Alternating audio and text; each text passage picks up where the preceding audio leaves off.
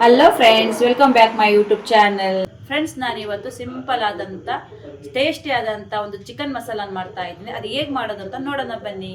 Chicken green ಮಸಾಲಕ್ಕೆ ಏನೆಲ್ಲ ಬೇಕಂತ ನೋಡೋಣ. ಪುದೀನ ಮತ್ತು ಕೊತ್ತಂಬರಿ ಸೊಪ್ಪು ಎರಡೂ ಕೂಡ ಸೇಮ್ ವೆರೈಟಿಯಲ್ಲಿ ತೊಗೊಂಡಿದ್ದೀನಿ ನಾನು. ಇದನ್ನೊಂದು ಪಾತ್ರೆಗೆ ಹಾಕೊಳ್ಳೋಣ. ಇದನ್ನು ಚೆನ್ನಾಗಿ ತೊಳ್ಕೊಳ್ಬೇಕು ಕ್ಲೀನಾಗಿ.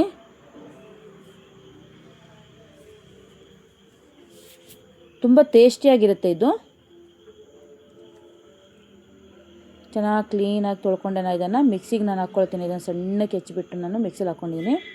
ತುಂಬ ಸಣ್ಣಕ್ಕೇನಲ್ಲ, ಇದು ಮಿಕ್ಸಿಲಿ ಗ್ರೈಂಡ್ ಆಗುತ್ತೆ. ಇದಕ್ಕೆ ನಾನು ಬೆಳ್ಳುಳ್ಳಿ ಹಾಕ್ಕೊಳ್ತಾ ಇದ್ದೀನಿ. ಇದಕ್ಕೊಂದು ತುಂಡು ಶುಂಠಿಯನ್ನು ಹಾಕೋಣ.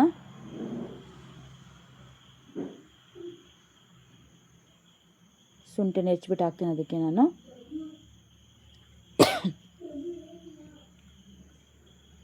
ಐದು ಹಸಿಮೆಣಸು, ಸ್ವಲ್ಪ ಜೀರಿಗೆ,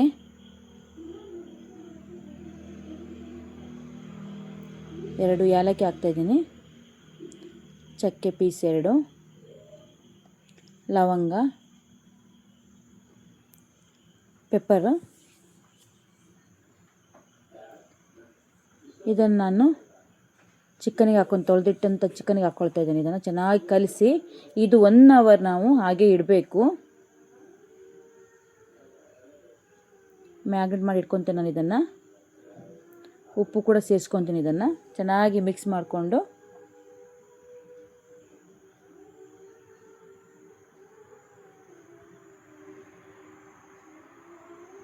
ಚೆನ್ನಾಗಿ ಮಿಕ್ಸ್ ಮಾಡ್ಕೊತೀನಿ ಇದನ್ನು.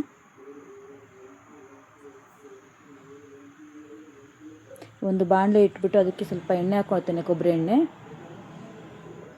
ಇದಕ್ಕೆ ನಾನು ಕರ್ಬೇವಿನ ಸೊಪ್ಪು ಹಾಕ್ಕೊಳ್ತೇನೆ.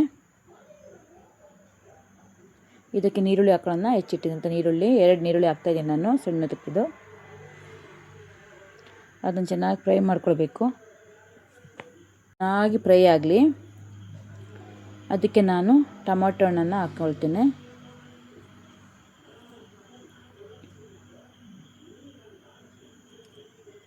ಅದು ಚೆನ್ನಾಗಿ ಮಿಕ್ಸ್ ಮಾಡ್ಕೊಳ್ಳೋಣ. ಹಸಿ ವಾಸನೆ ಹೋಗಬೇಕು ಅದ್ರದ್ದು. ಅದ್ರ ಮೇಲೆ ಸ್ವಲ್ಪ ಅದಕ್ಕೆ ಅರಿಶಿನ ಪೌಡ್ರನ್ನು ಹಾಕ್ತೇನೆ.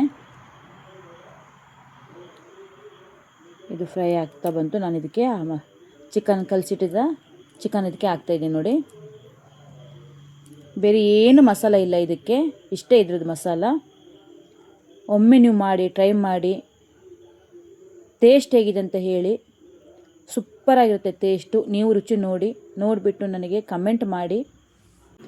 ಇದು ಚೆನ್ನಾಗಿ ಕಲಿಸ್ಕೊಳ್ಬೇಕು, ಹಸಿ ವಾಸನೆ ಎಲ್ಲ ಹೋಗಬೇಕು ಇದ್ರದ್ದು. ಚೆನ್ನಾಗಿ ಮಿಕ್ಸ್ ಆದಮೇಲೆ ಇದಕ್ಕೆ ನಾನು ಕಸ್ತೂರಿ ಮೇಥಿಯನ್ನು ಹಾಕ್ತಾಯಿದ್ದೀನಿ. ತುಂಬ ಚೆನ್ನಾಗಿ ಟೇಸ್ಟ್ ಕೊಡುತ್ತೆ ಇದು. ಈ ವಿಡಿಯೋ ನಿಮಗೆ ಇಷ್ಟ ಆದರೆ ಲೈಕ್ ಮಾಡಿ, ಶೇರ್ ಮಾಡಿ. ಇನ್ನೂ ಯಾರು ಸಬ್ಸ್ಕ್ರೈಬ್ ಮಾಡಿರೋ ಬೇಗ ಸಬ್ಸ್ಕ್ರೈಬ್ ಮಾಡಿ. ಬಾಯ್ ಬಾಯ್.